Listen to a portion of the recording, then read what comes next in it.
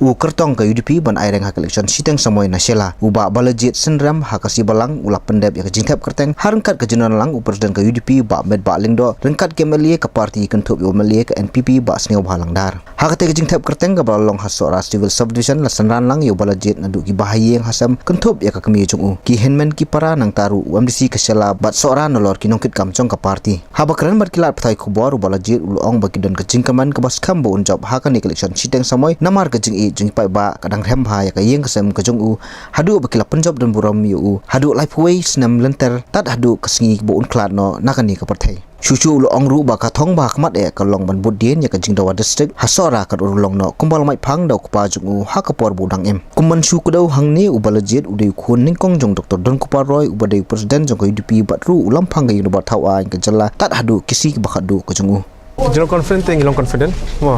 ang is kamro ba jing e jing pat ba ipa kulaya hai ni gisnam no hilai pu wisnam pat nga is kamba ka party jingir ka testom pat nga pat baro kinandan rekat pat nga ha kan ba election menta bokong santa menta ka dei ban pendep sha ki kambala product ipa mo kan ni constituency ti ka wiru ka ba ipa la kriti nanti kan ni ga constituency kelong manwara ka district ti nakaliang jonga orang ipoy ka cingcop ya kon ya budin ban le ka bala manwara ya kata ka jing product ipa kani ka pani ba KMD government ka scam ba ka jing kersan jong ka NPP yang akan di by election ka pani ba ka sarkar teli pat ka jing job jong akan di election kat scam susu ya ka sarkar kajing anu jung pajba hani constituency kalong ba kiot ba ya ka surap mo hana kaliang jing pa kidan ki scheme sebagai labu banyat ban penbahan ni surok han di tan constituency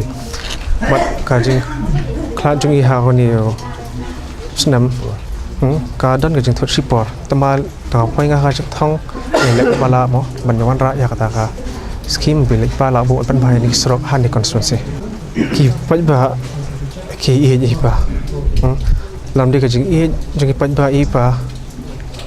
inam la job hakin ki nyotam wah nyosa tinggal es kamba ka jing i jing kiru rang ne menta